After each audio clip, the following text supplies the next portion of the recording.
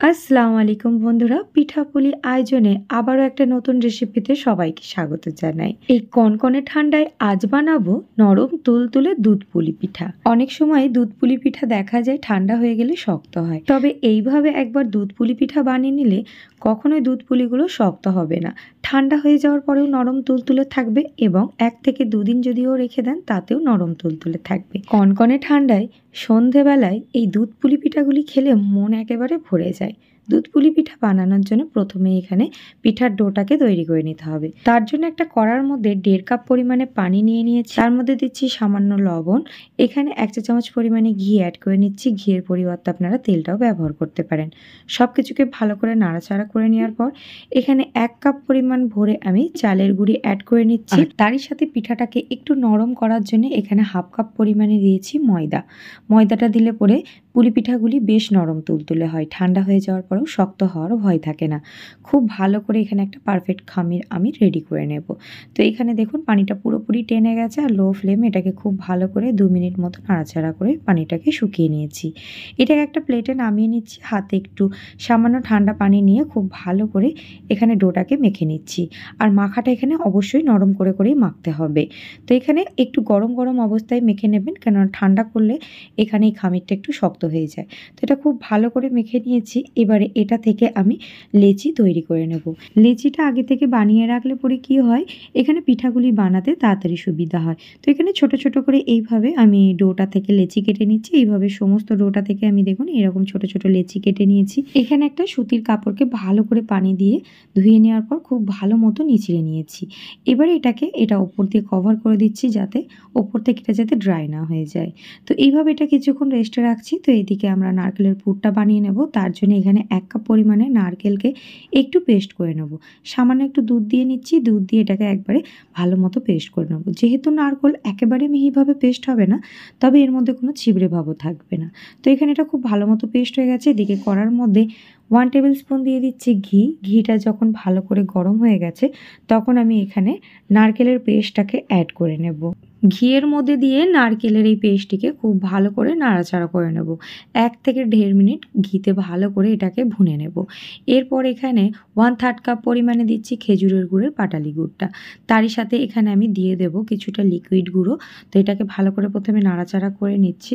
তারপরে এখানে 1/3 কাপ পরিমাণে আবারও লিকুইড গুড় অ্যাড করে নিচ্ছি। এটা দুটো ভাগে ভাগ করে দেওয়ার ফলে এর স্বাদটাও যেমন ভালো আসবে, এই পুরটা থেকে এর রঙটাও খুব সুন্দর আসবে। তো খুব ভালো করে এটাকে মিশিয়ে নিচ্ছি। আর এই সব কিছুকে নাড়াচাড়া করতে করতে এখানে আমাদের নারকেলটাও খুব ভালো মতো কুক হয়ে যাবে। আচ্ছা, এখানে ফ্লেভারের জন্য অ্যাড করে নিচ্ছি 1/4 টিস্পুন এলাচের গুঁড়ো। খুব ভালো করে নাড়াচাড়া করে নেওয়ার পর এখানে আমি অ্যাড করে নেব 1 টেবিল স্পুন আলমন্ড বাদাম ও কাজু বাদামের গুঁড়ো। এতে করে কিন্তু নারকেলের পুরের ফ্লেভারটা অসম্ভব মজার লাগে খেতে।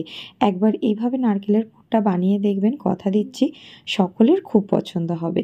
তো দেখুন এটা নাড়াচাড়া করতে করতে নারকেলের পুরটার মধ্যে কতটা সুন্দর একটা কালার এসে গেছে। সব শেষে নামানোর আগে 1 চা চামচ পরিমাণে আবার একটু ঘি দিয়ে দিচ্ছি। এতে করে ফ্লেভারটা খুবই মজার লাগে খেতে। একটা ঘিয়ের সুন্দর সুঘ্রাণও বের হয়, যেটির ফলে পুরটা খেতে খুব মজার হয়। তো এই পর্যায়ে গ্যাসের ফ্লেমটা অফ করে পুরটাকে নামিয়ে ভালো করে ঠান্ডা করে নেব। এদিকে পুরটা বেশ ঠান্ডা হয়ে গেছে। একটা বাউলের মধ্যে অল্প পরিমাণে পুরটা নিয়ে নিচ্ছি। আপনারা এই পুরটা দিয়ে কিন্তু বিভিন্ন রকম পিঠা বানিয়ে খেতে পারবেন। বাকি যে পুরটা আছে সেটা তো আমি অন্যরকম পিঠা বানিয়ে খাবো বলে। তো এখানে দেখুন যে লেচিগুলো কেটে রেখেছিলাম, এটা চাপা দেওয়ার ফলে কিন্তু ওপর থেকে একদম ড্রাই হয়নি। একটা করে এরকম লেচি নেব আর সামান্য একটু ওপর থেকে চালের গুঁড়ি ছড়িয়ে এটাকে একটু এরকম বেলে নিচ্ছি। লুচি যেমন হয় ঠিক সেরকম আকারে বেলে নিলাম। এবারে এখানে পরিমাণ মতো বেশ পুর ভরে আমি দেবো। এখানে আপনারা এখানে কম বেশি পুর দিতে পারেন, তবে যত বেশি পুর দেবেন এখানে পুলি পিঠাগুলি খেতে ততটাই মজার হবে। তো পিঠার মুখ যেমন মুড়তে হয় সেইভাবে মুড়ে নিলাম আর একটু ডিজাইন করে নেব। তো দেখুন ডিজাইনটা কেমন করছি, এটা একটু আপনাদের দেখে বুঝে নিতে হবে যে এখানে ডিজাইনটা কিভাবে করে নিচ্ছি। আর এই পিঠার ডিজাইনটা সব থেকে সহজ মনে হয় আমার কাছে। তো যে কেউ এই পিঠার ডিজাইনটা একটু একবার ট্রাই করলে সহজেই কিন্তু পেরে যাবেন। তো এখানে দেখুন আবারও একটা লেচি কেটে নিয়েছি। ধারের অংশে একটু সামান্য পানি দিয়ে নিলাম। যদি কখনো মনে হয় যে খুলে যাওয়ার ভয় থাকতে পারে তাহলে সেই ক্ষেত্রে এইভাবে পানি দিয়েও কিন্তু পিঠার মুখটি মুড়িয়ে নিতে পারেন। তো আমি আপনাদের সুবিধার্থে এটা পানি দিয়ে একটু দেখালাম। তো একইভাবে দেখুন মুখটা আমি কিভাবে মুড়ে নিলাম আর এখানে ডিজাইনটা কিভাবে করে নিচ্ছি। তো এই পিঠাটি বানানো খুবই সহজ, খুব কম সময়ের মধ্যে ঝটপট করে এই পিঠাগুলি সহজেই বেশ অনেকগুলি বানিয়ে নেওয়া যায়।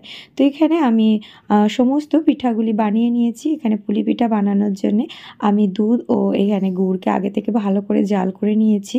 তো এবারে আমি ফ্লেভারের জন্য একটা তেজপাতা অ্যাড করে নিচ্ছি। তারই সাথে আমি এখানে অ্যাড করে নিচ্ছি 1/4 টিস্পুন এলাচের গুঁড়ো। আপনারা চাইলে এখানে গোটা এলাচও অ্যাড করতে পারেন। তারই সাথে এখানে 1 টিস্পুন আলমন্ড বাদাম ও কাজু বাদামের গুঁড়োটাও অ্যাড করে নিলাম। এতে করে দুধ পুলি পিঠাটি খেতে খুবই টেস্টি হয়। খুব ভালো করে মিশিয়ে নিয়েছি আর এখানে দেখুন দুধটাও ভালো মতো ফুটে উঠেছে। তখন এখানে একে একে পুলি পিঠাগুলি অ্যাড করে নিচ্ছি। এখানে সমস্ত পুলি পিঠাগুলি অ্যাড করে নিয়েছি। এবার এটাকে একটু নাড়াচাড়া করে নিচ্ছি। আর এই পিঠাগুলি সিদ্ধ হতেও বেশি সময় লাগে না। এবারে ঢাকনা চাপা দিয়ে প্রায় 8 থেকে 10 মিনিট ভালো করে এই পিঠাগুলিকে জাল করে নেব। আর মাঝে মাঝে একটু ঢাকনাটা খুলেও দেখে নেব। তো এখানে প্রায় 10 মিনিট পর ফিরে এলাম। দেখুন দুধের পরিমাণটা কিন্তু একেবারে কমে এসেছে আর এখানে পিঠাগুলি কিন্তু দেখুন ফুলে একেবারে বেড়ে গেছে। তো এখানে পিঠাটা আমাদের একদম তৈরি হয়ে গেছে। এটাকে ভালো করে এর ধারে ধারে যে মালাইগুলো আছে একটু মিশিয়ে নিচ্ছি। বিশ্বাস করুন বন্ধুরা, এই দুধ পুলি পিঠাটি খেতে এতটাই টেস্টি হয়, এতটাই মজার হয়। একবার এইভাবে খেয়ে দেখবেন, কথা দিচ্ছি বাড়ির সকলের খুব পছন্দ হবে। তো এই পর্যায়ে গ্যাসের ফ্লেমটা অফ করে দিচ্ছি। এটা ঠান্ডা হয়ে যাওয়ার পর দুধটা আরও কিছুটা সেট হয়ে যাবে। তো এরকম দুধ পুলি পিঠা খেতে কার কার ভালো লাগে আমাকে কমেন্ট বক্সে জানাতে একদম ভুলবেন না। আর এই ঠান্ডার দিনে সন্ধ্যার বেলায় যদি একটু এরকম দুধ পুলি পিঠা পাওয়া যায় তাহলে তো একেবারে জমে যাওয়া ব্যাপার। দুধ পুলি পিঠাগুলি খুবই নরম তুলতুলে হয়েছে, খেতেও খুব মজার হয়েছে। আশা করছি আজকের এই দুধ পুলি পিঠার রেসিপি ভালো লেগেছে। ভালো লেগে থাকলে আমাকে সাপোর্ট করে আমার ভিডিওতে অবশ্যই একটা লাইক, শেয়ার, কমেন্ট করে দেবেন। পিঠাগুলি হয়েছে এতটাই নরম তুলতুলে, আমি আপনাদের দেখাচ্ছি দেখুন কতটা নরম তুলতুলে হয়েছে আর ভেতর থেকে একেবারে পুড়ে ভরা, আর খেতেও হয়েছে দারুণ টেস্টি। আজকের মতো আসি বন্ধুরা, আল্লাহ হাফিজ।